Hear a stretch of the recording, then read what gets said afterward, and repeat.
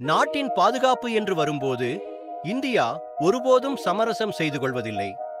இப்போது நாம் அத்தகைய மற்றொரு அமைப்பை பற்றி பேசப் போகிறோம்.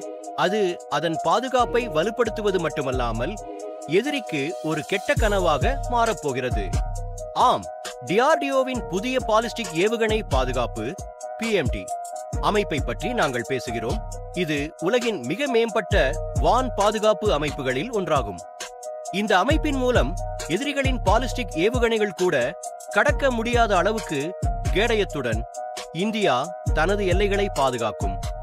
இந்தியாவின் பாதுகாப்பில் புதிய வெடிப்பு முதலில் இந்தியா தனது பாதுகாப்பை ஒருபோதும் எளிதாக எடுத்துக்கொண்டதில்லை என்பதை நான் உங்களுக்கு சொல்கிறேன்.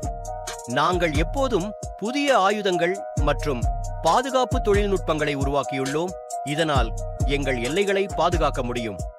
தற்போது DRDO பாதுகாப்பு ஆராய்ச்சி மற்றும் மேம்பாட்டு அமைப்பு 5500 கிலோமீட்டர் தூரத்தில் இருந்து எதிரி ஏவுகணைகளை இடைமறிக்கக்கூடிய ஒரு அமைப்பை உருவாக்கியுள்ளது. இந்த அமைப்பு கண்டம் விட்டு கண்டம் பாயும் ஏவுகணைகளிடம் இருந்து மட்டுமின்றி போர் விமானங்கள் மற்றும் ஆளில்லா விமானங்களிடமிருந்தும் நம் நாட்டை பாதுகாக்கும். சீனா மற்றும் பாகிஸ்தானின் ஏவுகணை அச்சுறுத்தல். சீனாவும் பாகிஸ்தானும் தங்கள் பாலிஸ்டிக் ஏவுகணை திறன்களை மேம்படுத்தி வருவதை நீங்கள் அனைவரும் அறிவீர்கள். இந்த இரு நாடுகளும் இந்தியாவுக்கு பெரும் அச்சுறுத்தலாக இருக்கக்கூடிய புதிய மேம்பட்ட ஏவுகணைகளை உருவாக்கி வருகின்றன. ஆனால் DRDOவின் PMT அமைப்புக்கு நன்றி, இந்தியா இப்போது அந்த ஏவுகணைகளை இடைமறிக்கக்கூடிய நிலையில் உள்ளது. இது பல அடுக்குகளை கொண்ட ஒருங்கிணைந்த வான் பாதுகாப்பு அமைப்பாகும். இது உலகின் வேறு எந்த அமைப்பையும் விட மேம்பட்டது. PMD அமைப்பு வேலை. இந்த PMD அமைப்பின் முக்கிய நோக்கம் எதிரி பாலிஸ்டிக் ஏவுகணைகளிலிருந்து நாட்டை பாதுகாப்பதாகும். இந்த அமைப்பில் பல அடுக்குகள் உள்ளன. அவை ஒவ்வொரு மட்டத்திலும் இடைமறிக்கக்கூடிய திறன் கொண்டவை. ஒரு அடுக்கு தோல்வியுற்றால் மற்ற அடுக்கு அதை தடுக்கிறது.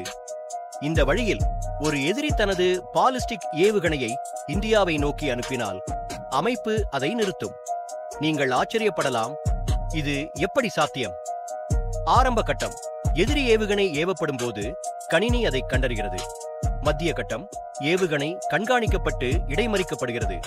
இறுதி கட்டம் சில ஏவுகணைகள் இறுதி கட்டத்தை எட்டினால் அவை இடைமறிக்கப்படுகின்றன. DRDO 8 ஏவுகணை. இந்த அமைப்பு மிகவும் மேம்பட்டது. DRDO 3 வகையான ஏவுகணைகளை உருவாக்கியுள்ளது. A1, A2 மற்றும் AD2. A1 ஏவுகணை வெற்றிகரமாக பரிசோதிக்கப்பட்டுள்ளது மற்றும் இது 1000 கிலோமீட்டர் வரை சென்று தாக்கும் திறன் கொண்டது. A1 ஏவுகணை வளிமண்டலத்திற்கு உள்ளேயும் வெளியேயும் இருந்து இடைமறித்து தாக்கும் வகையில் வடிவமைக்கப்பட்டுள்ளது.